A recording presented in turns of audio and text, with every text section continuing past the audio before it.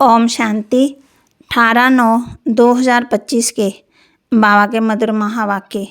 बाबा कहते, मीठे बच्चे, जब तुम फूल बनेंगे तब ये भारत कांटों के जंगल से संपूर्ण फूलों का बगीचा बनेगा। बाबा आया है तुम्हें फूल बनाने। जब तुम फूल बनेंगे तब ये भारत कांटों के जंगल से संपूर्ण फूलों का बगीचा बनेगा। बाबा आया है तुम्हें फूल बनाने। प्रश्न, मंदिर लायक बनने के लिए किन बातों पर विशेष ध्यान देना है? मंदिर लायक बनने के लिए किन बातों पर विशेष ध्यान देना है? उत्तर, मंदिर लायक बनना है तो चलन पर विशेष ध्यान दो। चलन बहुत मीठी और रायल होनी चाहिए। इतना मीठापन हो जो दूसरों को उसकी महसूसता आए। अनेकों को बाप का परिचय दो। अपना कल्याण करने के लिए अच्छी रीति पुरुषार्थ कर सर्विस में लगे रहो। गीत बदल जाए दुनिया, न बदलेंगे हम। ओम शांति। रूहानी बच्चे जानते हैं कि बाप ब्रह्मा द्वारा समझा रहे हैं। ब्रह्मा के रथ द्वारा ही समझाते रहते हैं। हम ये प्रतिज्ञा करते हैं कि श्रीमत पर हम इस भारत की भूमि को पति से पावन बनाएंगे। भारत खास और दुनिया आम, सबको पति दुनिया से पावन बनने का रास्ता बताते हैं। इतने ख्यालात हर एक को अपनी बुद्धि में रखना है। बाप कहते हैं, ड्रामानुसार जब तुम फूल बन जाएंगे और जब समय आ जाएगा तो संपूर्ण बगीचा बन जाएगा। बागवान भी निराकार को कहा जाता है, माली भी निराकार को कहा जाता है, साकार को नहीं। माली भी आत्मा है, ना कि शरीर। बागवान भी आत्मा है। बाप समझाएंगे तो जरूर शरीर द्वारा ना, शरीर के साथ ही उनको माली बागवान कहा जाता है, जो इस विश्व को फूलों का बगीचा बनाते हैं। बगीचा था, यहाँ ये देवता रहते थे, वहाँ कोई भी दुख नहीं था। यहाँ इस कांटों के जंगल में दुख है। रावण का राज्य है, कांटों का जंगल है, फट से कोई फूल नहीं बनते। देवताओं के आगे जाकर गाते भी हैं कि हम जन्म जन्मांतर के पापी हैं, अजामिल जैसे हैं। ऐसी प्रार्थना करते हैं, अब आकर के हमको पुण्य आत्मा बनाओ। समझते हैं अभी हम पाप आत्मा हैं, कोई समय पुण्य आत्मा थे। अभी इस दुनिया में पुण्य आत्माओं के सिर्फ चित्र हैं। राजधानी के ड्रेस के चित्र हैं और उनको ऐसा बनाने वाला भी निराकार शिव ही है।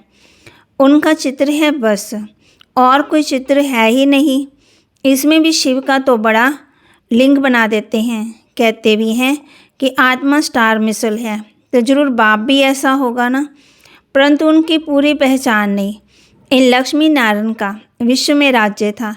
इनके लिए कहाँ भी कोई गिलाने की बात नहीं लिखते। बाकी श्री कृष्ण को कब द्वापर में कब कहाँ ले गए। लक्ष्मी नारायण के लिए सब कहेंगे स्वर्ग के मालिक थे। ये है तुम्हारी एम ऑब्जेक्ट। राधे कृष्ण कौन है? मनुष्य बेचारे एकदम मूंझे हुए हैं, कुछ नहीं समझते। जो बाप द्वारा समझते वे समझाने लायक भी बनते, नहीं तो लायक बन नहीं सकते। दैवी गुण धारण कर नहीं सकते, बल कितना भी समझाओ, परंतु ड्रामानुसार ऐसा होना ही है। तुम अभी खुद समझते हो। हम सब बच्चे बाप की श्रीमत पर भारत की रूहानी सर्विस करते हैं, तो अपने ही तन मन धन से प्रदर्शनी अथवा म्यूज़ियम आदि में पूछते हैं, तुम भारत की क्या सेवा करते हो? तुम जानते हो हम भारत की बहुत अच्छी सर्विस करते हैं। जंगल में बगीचा बना रहे हैं। सचू है ही फूलों का बगीचा।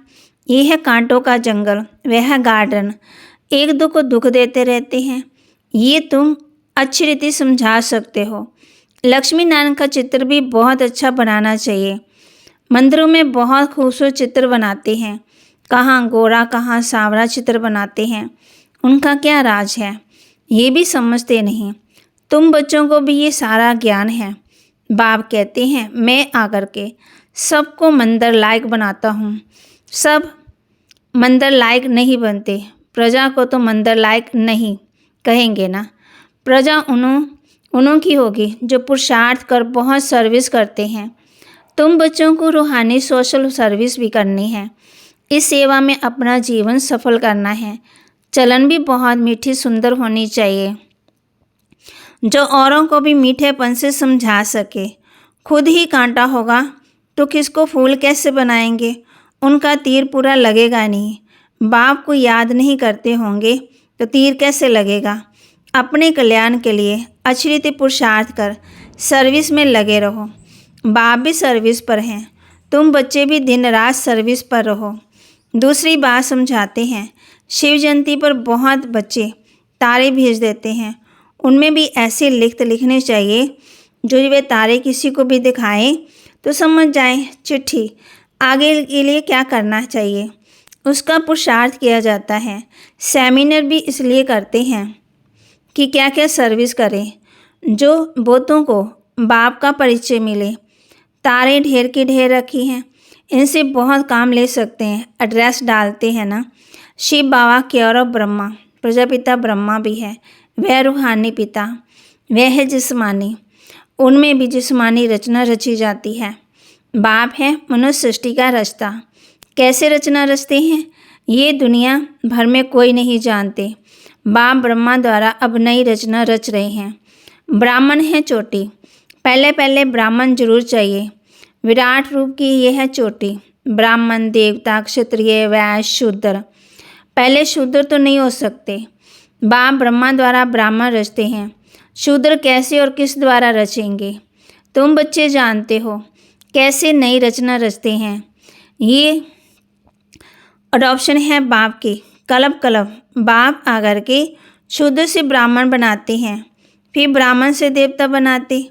ब्राह्मणों की सर्विस बहुत ऊंची है। वह ब्राह्मण लोग खुद ही पवित्र नहीं तो दूसरों को पवित्र कैसे बनाएंगे?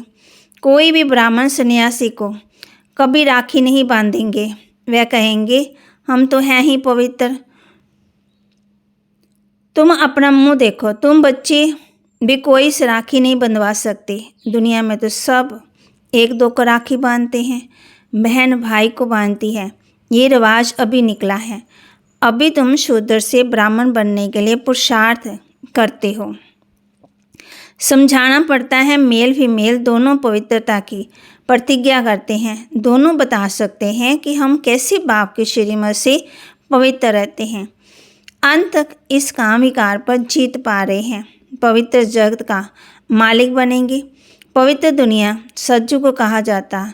सब स्थापन हो रही है। तुम सब पवित्र हो। विकार में गिरने वाले को राखी बांध सकते हो प्रतिज्ञा करने के लिए।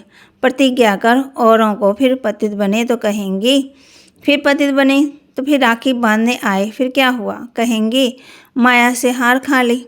ये है युद्ध का मैदान। विकार बड़ा दुश्मन है। इन पर जीत पाने से ही जगत जीत अर्थात राजा रानी बनना है। प्रजा को जगत जीत नहीं कहेंगे। मेहनत तो राजा रानी करते हैं, कहते हैं भी हैं कि हम तो लक्ष्मी नारायण बनेंगे। लक्ष्मी नारायण के बाद उनके तख्त पर जीत उनके बच्चे की होती है। वे लक्ष्मी नाम फिर दूसरे जन्म में नीचे आएंगे बिन नाम रूप बच्चे वाले। तो गद्दी मिलती है ना तो ऊंच नंबर गिना जाएगा। जन्म तो लेते हैं, बच्चा तख्त पर बैठेगा तो सेकंड ग्रेड हो जाएगा। ऊपर वाला नीचे, नीचे वाला ऊपर आ जाएगा। तो अब बच्चों को ऐसा ऊंच बनना है तो सर्विस में लग जाना चाहिए। पवित्र होना भी बहुत ज़रूरी है। बाप कहते हैं मैं पवित्र दुनिया बनाता हूँ। अच्छा पुरुषार्थ थोड़ी करते हैं। पवित्र तो सारी दुनिया बन जाती है। तुम्हारे लिए स्वर्ग की स्थापना करते हैं। ये ड्रामा अनुसार होना ही है। ये खेल बना हुआ है। तुम पवित्र बन जाते हो तो फिर विनाश शुरू हो जाता है। सज्जु की स्थापना हो जाती है। ड्रामा को तो तुम समझ सकते हो। सज्जु में था देवताओं का राज्य, अभी नहीं है, फिर होना है। तुम हो रूहानी मिलिट्री।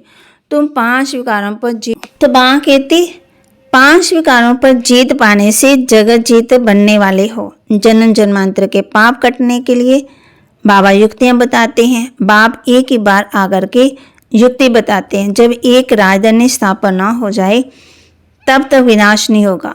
तुम बहुत गुप्त वॉरियर्स हो। सतयुग होना ही है कलयुग के बाद, फिर सतयुग में कभी लड़ाई होती नहीं है। तुम बच्चे जानते हो, सब आत्माएं जो भी पाठ बजाती हैं वह सब नूंदा हुआ है। जैसी कठपुतलियाँ होती है ना, ऐसे नाचती रहती है। ये भी ड्रामा है, हर एक का इस ड्रामा में पाठ है। पाठ बजाते बजाते तुम तमो प्रधान बने हो, फिर अब ऊपर जाते हो, सत्व प्रधान बनते हो। नॉलेज तो सेकंड की है, सत्व प्रधान बनते हैं, फिर गिरते गिरते तमो प्रधान बनते हो, फिर बाप ऊपर ले जाते हैं। वास्तव में वह मछलियों की तार में लटकती है ना, इस तार में मनुष्यों को डालना चाहिए। जैसे खिलौना दिखाते हैं ना, ऐसे उतरती कला में फिर चढ़ती कला होती। तुम भी ऐसे चढ़ते हो फिर उतरते हो, फिर नीचे आ जाते, उतरते उतरते 5000 वर्ष लगते ऊपर जाकर फिर उतरने में। ये 84 का चक्कर तुम्हारी बुद्धि में है। उतरती कला और चढ़ती कला का राज बाप ने ही समझाया है। तुम्हारे में भी नंबरवार जानते हैं और फिर पुरुषार्थ करते हैं। जो बाप को याद करते हैं वे जल्दी ऊपर जाते हैं। ये प्रवृत्ति मार्ग है। जैसे जोड़ी को दौड़ाते हैं ना, तो जोड़ी का एक एक पाँव बांधते हैं फिर दौड़ते हैं। ये भी तुम्हारी दौड़ी है। कोई की प्रैक्टिस नहीं होती तो गिर पड़ते हैं। इसमें भी ऐसे है, एक आगे बढ़ता है तो दूसरा रोक देता है। कहाँ दोनों गिर पड़ते हैं। बाबा वंडर खाते हैं, बूढ़ों को भी भागते ही विकार सताते हैं ना, वे गिर पड़ते हैं। ऐसे थोड़ी उसने गिराया, गिरना ना गिरना अपने हाथ में है। कोई धक्का थोड़ी देते हैं, हम गिरे क्यों, कुछ भी हो जाए हम गिरेंगे नहीं। गिरे तो अपना ही खाना खराब कर देते। जोर से चोट लग दी, बाबा कहते माया तो आएगी, चाहे बूढ़े हो चाहे जवान हो कोई भी हो, लेकिन गिरना नहीं है। फिर पछताते हैं, फिर हड्डी हड्डी टूट पड़ती है, बहुत चोट लगती है। बाप भिन्न भिन्न प्रकार से समझाते रहते हैं। ये भी समझाया शिव जयंती पर तारे ऐसी आनी चाहिए जो मनुष्य पढ़ने से समझ जाए, चाहे चिट्ठी है चाहे काट है चाहे कुछ भी है। विचार सागर मंथन करने के लिए बाबा टाइम देते हैं। कोई देखे तो वंडर खाए। कितनी चिट्ठियाँ आती हैं, सब लिखते हैं बाप दादा, तुम समझा भी सकते हो। शिव बाबा को बाप, ब्रह्मा को दादा कहते हैं। एक को कभी कोई बाप दादा कहते हैं क्या? ये तो वंडरफुल बात है। इसमें सच्चा सच्चा ज्ञान है, परंतु याद में रहें तब किसी को तीर भी लगे। घड़ी घड़ी देहाभिमान में आ जाते। बाप कहते आत्म अभिमानी बनो। आत्मा ही शरीर धारण कर पाठ बजाती है। कोई मरता है तो भी ख्याल नहीं। आत्मा में जो भी पाठ नोंद है उनमें हम साक्षी होकर देखते हैं। उनको एक शरीर छोड़ दूसरा ले पाठ बजाना है। इसमें हम कर ही क्या सकते हैं। ये ज्ञान भी तुम्हारी बुद्धि में है, वह भी नंबरवार। कईयों की बुद्धि में ठहरता ही नहीं है, इसलिए किसी को समझा नहीं सकते। आत्मा बिल्कुल ही गर्म तवा तमो प्रधान पतित है। उन पर ज्ञान अमृत डाला जाता है तो ठहरता नहीं। जिसने बहुत भक्ति की है उसको ही तेल लगेगा, जड़ धारणा होगी। हिसाब ही वंडरफुल है। पहले नंबर में पावन, वही फिर पतित बनते। ये भी कितनी समझने की बातें हैं। कोई की तकदीर में नहीं है तो पढ़ाई छोड़ देते हैं। अगर छोटे पन से ही नॉलेज में लग जाए तो धारणा होती जाएगी। समझेंगे इसने बहुत भक्ति की हुई है, बहुत होशियार हो गए हैं। तो बाबा कहते जितने बड़े होंगे उतनी फिर ज़्यादा समझ आएगी। जिस्मानी रूहानी दोनों तरफ अटेंशन देने से फिर वह असर निकल जाता है। ये है ईश्वरी पढ़ाई। फर्क है ना, परंतु जब वह लगन भी लगे ना। अच्छा, मीठे मीठे सिक्के लदे बच्चों प्रति माता पिता बाप दादा का याद प्यार और गुड मॉर्निंग। रूहानी बाप की रूहानी बच्चों को नमस्ते। रूहानी बच्चों की रूहानी बाप दादा को दिलवा जान सिकवा प्रेम से नमस्ते। धारणा के लिए मुख्य सार, रूहानी मिलिट्री बन 5 विकारों पर जीत पानी है। रूहानी मिलिट्री बन 5 विकारों पर जीत पानी है। पवित्र जरूर बनना है। श्रीमत पर भारत को पावन बनाने की सेवा करनी है। श्रीमत पर भारत को पावन बनाने की सेवा करनी है। इस बेहद नाटक में हर पाठ हर पाठ आत्म अभिमानी होकर बजाना है, कभी भी देहाभिमान में नहीं आना है। साक्षी होकर हर एक एक्टर का पाठ देखना है। वरदान, सदा खुशी व मौज की स्थिति में रहने वाले कंबाइन स्वरूप के अनुभवी हो। बाप दादा बच्चों को सदा कहते हैं, बच्चे बाप को हाथ में हाथ देकर चलो, अकेले नहीं चलो। अकेले चलने से कभी बोर हो जाएंगे, कभी किसकी नज़र भी पड़ जाएगी। बाप के साथ कंबाइन इस स्वरूप का अनुभव करते रहो तो कभी भी माया की नज़र नहीं पड़ेगी और साथ का अनुभव होने के कारण खुशी में मौज में खाते चलते मौज मनाते रहेंगे। धोखा व दुख देने वाले संबंधों में फंसने में भी बच जाएंगे। स्लोगन, योग रूपी कवच पहन कर रखो तो माया रूपी दुश्मन का वार नहीं लगेगा। योग रूपी कवच पहन कर रखो तो माया रूपी दुश्मन का वार नहीं लगेगा। अव्यक्त इशारे, अब लगन की अग्नि को प्रज्वलित कर योग को ज्वाला रूप बनाओ। जैसे दुखी आत्माओं के मन में ये आवाज़ शुरू हुआ कि अब विनाश हो, वैसे ही आप विश्व कल्याणकारी आत्माओं के मन में ये संकल्प उत्पन्न हो कि अब जल्दी ही सबका कल्याण हो, तब ही समाप्ति होगी।